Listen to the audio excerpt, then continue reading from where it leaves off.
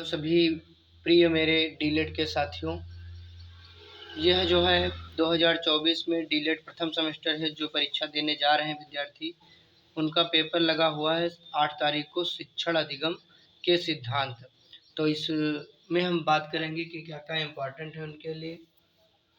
आइए यहाँ पे देखते हैं।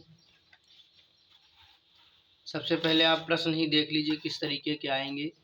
तो प्रश्न आपके आएंगे जैसे शिक्षण को परिभाषित कीजिए। देखो 2019 में पूछा गया है। शिक्षण एवं प्रशिक्षण में अंतर बताइए, 23 में भी आया है। प्रशिक्षण से आप क्या अभिप्राय है, 22 में पूछा गया। उत्तम शिक्षण की क्या विशेषताएं हैं, 2019 में पूछा गया। ब्लूम द्वारा संपादित शिक्षण के उद्देश्य बताइए, 23 में पूछा गया। ये विधि एवं प्रविधि में अंतर स्पष्ट कीजिए, ये भी 23 में पूछा गया। शिक्षण एवं मनोरंजन एवं रुचि के सिद्धांतों को समझाइए, 23 में पूछा गया। व्यक्ति विभिन्नता के सिद्धांत से आप क्या समझते हैं, संक्षेप में बताइए, ये भी 23 में पूछा गया। शिक्षा के क्षेत्र में कंप्यूटर का उपयोग बताइए। खेल विधि की आवश्यकता एवं महत्व पर प्रकाश डालिए। शिक्षण में खेल प्रविधि का महत्व बताइए। बहुस्तरीय शिक्षण का अर्थ स्पष्ट कीजिए। बहुक्षेत्रीय शिक्षण विधि से क्या अभिप्राय है। शिक्षण में उपचारात्मक निदानात्मक शिक्षण को स्पष्ट कीजिए। ठीक, यहाँ पर उपचारात्मक और निदानात्मक शिक्षण पढ़ लीजिएगा। इंपॉर्टेंट टॉपिक यहाँ पर आ गया, उपचारात्मक और निदानात्मक शिक्षण। ठीक, ये यहाँ पे आपको जो है पढ़ना है। ये देखो, पुनः निदानात्मक और उपचारात्मक शिक्षण में अंतर स्पष्ट कीजिए। अच्छी प्रस्तावना के 2 गुणों का उल्लेख कीजिए। शिक्षण के मूलभूत सिद्धांत कौन से हैं, किन्हीं 2 शिक्षण के सिद्धांतों का उल्लेख कीजिए। शिक्षण में नियोजन के सिद्धांत ये पढ़ लेना।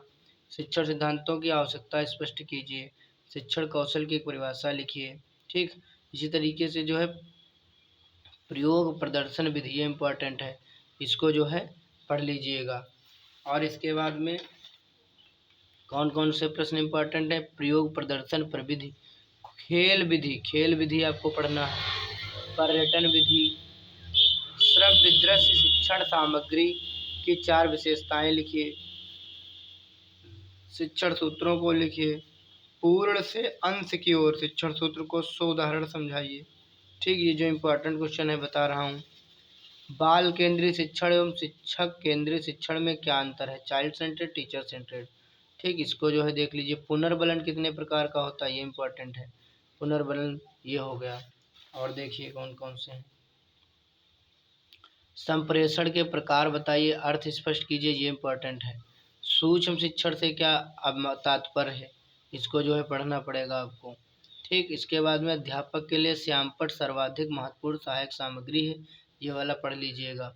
ठीक, इसके बाद में समूह चर्चा विधि के लाभ बताइए, ये इम्पोर्टेंट है यहाँ पर। ठीक, और देखता हूँ, इम्पोर्टेंट आपको बता रहा हूँ। वाद विवाद प्रविधि सुनने एवं बोलने का कौशल विकसित करती है, ये वाला हो जाएगा। उपचारात्मक तो पहले ही बता दिया, बाल केंद्र भी बता दिया। आगे देखते हैं हम लोग, सहभागी शिक्षण के उद्देश्य पर प्रकाश डालिए। ठीक, ये हो गया। अब यहाँ पर जो है कुछ ऑब्जेक्टिव टाइप प्रश्न है, ये अभी कराएंगे। इसके पहले आप लोग देख लीजिए, थोड़ा बड़े प्रश्न देख लीजिए, उसके बाद ऑब्जेक्टिव टाइप प्रश्न कराएंगे।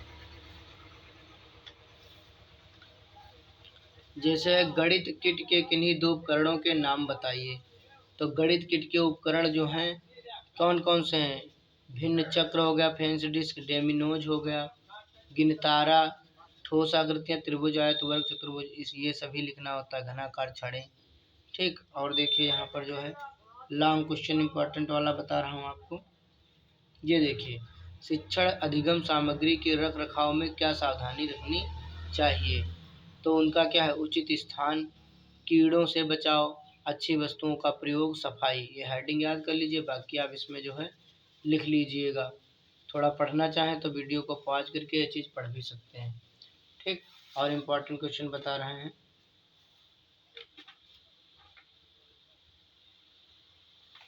उपचारात्मक शिक्षण देख लीजिए, रिमीडियल टीचिंग।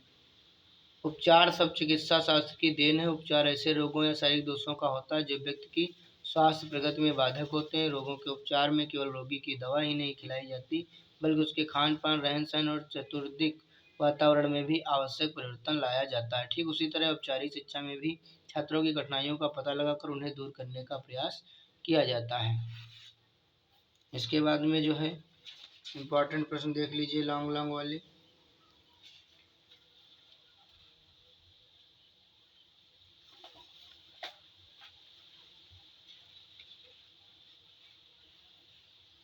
प्रेरण के तरीके देख लीजिए। शब्दों से प्रेरणा दे सकते हैं, अशाब्दिक भी। शब्दों से किसी कोई लड़का अगर अच्छा वर्क करता है तो उसको कहेंगे आप शाबाश, अच्छा, उत्तम। अशाब्दिक अगर तुमको करना है मतलब तो उसमें आप दंड भी दे सकते हैं और पुरस्कार भी दे सकते हैं। ठीक, पॉजिटिव नेगेटिव हो जाएगा यहाँ पर। श्याम पट के कौशल देख लीजिए।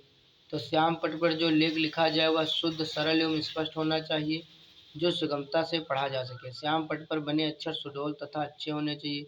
श्याम पट पर लिखते समय शब्दों और पंक्तियों की निश्चित दूरी का अंतर रखना चाहिए। ठीक, ये सारी चीज़ें जो है आप लोग पढ़ लीजिएगा श्याम पट वाली। और देखिए इम्पोर्टेंट क्वेश्चन जो है जैसे सूक्ष्म शिक्षण है, तो सूक्ष्म शिक्षण में क्या है? सूक्ष्म शिक्षण शिक्षण का लघु रूप है जिसके अंतर्गत छोटी कक्षा को थोड़े समय पढ़ाना होता है, अर्थात यह कक्षा शिक्षण का लघु रूप मतलब कम से कम 6 मिनट पढ़ाना होता है, या 6 मिनट के 6 क्लासेज लेने होते हैं। 36 मिनट अधिकतम आप जो है 36 मिनट तक पढ़वा सकते हैं सूक्ष्म शिक्षण के अंतर्गत, 6 मिनट से लेकर के। ये देखिए पुनर्वलन कितने प्रकार का होता है, धनात्मक और ऋणात्मक, सकारात्मक और नकारात्मक, पॉजिटिव और नेगेटिव, दो तरीके से। शाबाशी भी दे सकते हैं और दंड भी दे सकते हैं, लेकिन बालक को दंड नहीं देना है। ठीक, और देखता हूँ इम्पोर्टेंट क्वेश्चन बता देता हूँ इसमें।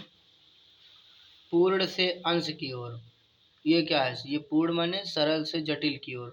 तो इस नियम का तात्पर्य बालक को पहले सरल बातों का तब जटिल बातों का ज्ञान देते हैं। पहले सरल बातें बताओ लड़के को, फिर कठिन बातें बताओ। ठीक, पहले जो जानता हो वो चीज़ बताओ, फिर जो नहीं जानता वो चीज़ बताओ।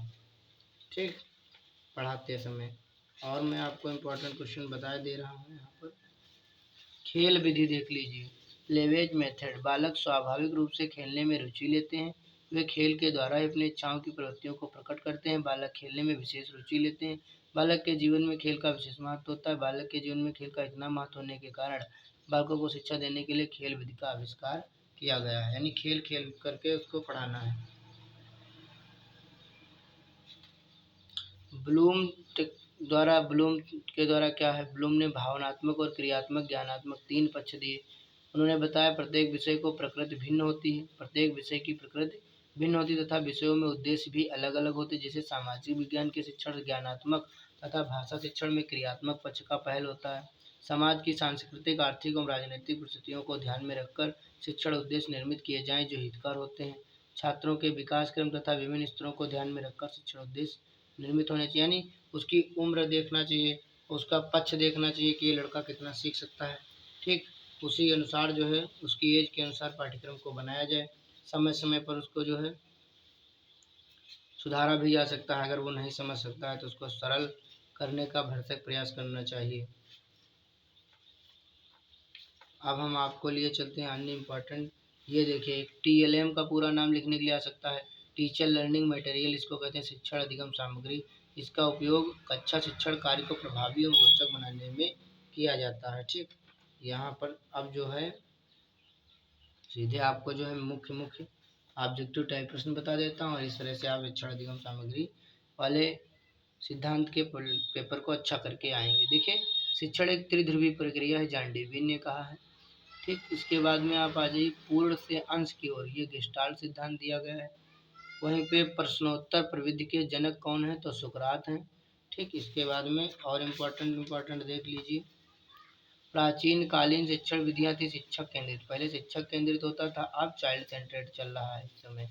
ठीक, आगे देखेंगे हम लोग। ब्लूम के अनुसार शिक्षण के उद्देश्य हैं ज्ञानात्मक, क्रियात्मक, भावात्मक, तीनों अभी पढ़ाया था। सा विद्या या मुक्त शिक्षा का उद्देश्य किस विचारधारा का? आदर्शवादी। ठीक, आगे हम लोग देखते हैं यहाँ पर अधिगम का क्या अर्थ होता है? अधिगम का अर्थ होता है सीखना, और इसमें प्रोजेक्ट पद्धति के जन्मदाता है किलपैट्रिक। संप्रेषण के 4 प्रकार हैं। ठीक, ये तो मैंने पहले पढ़ा दिया। शिक्षण एक त्रिध्रुवी प्रक्रिया है, जॉन डेवी। और देखिए अपव्यय एवं अवरोधन किससे संबंधित है? तो विद्यार्थियों से। जो पहले ही हमने पढ़ा दिया, सा विद्या विभक्त है आदर्शवादी। ठीक, इसके बाद में और इम्पोर्टेंट क्वेश्चन देखते हैं।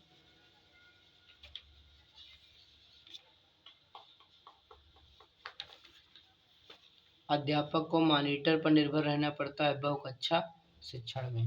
ठीक, बाकी आप लोग जो है इसको वीडियो को रोक रोक करके ये सारे मैं दिखा दे रहा हूँ, इनको आप पढ़ना चाहें तो पढ़ सकते हैं। ठीक, जो जो इम्पोर्टेंट प्रश्न थे वो मैंने बता दिए हैं, आप लोग इनको भी जो है वीडियो को रोक करके पढ़ना चाहें तो पढ़ सकते हैं। यहाँ पर मैं प्रश्न आपको दिखाई दे रहा हूँ। इसके बाद मैं दूसरा वीडियो अपना अपलोड करूँगा, जो दूसरा पेपर है आपका, इसको देख लीजिए।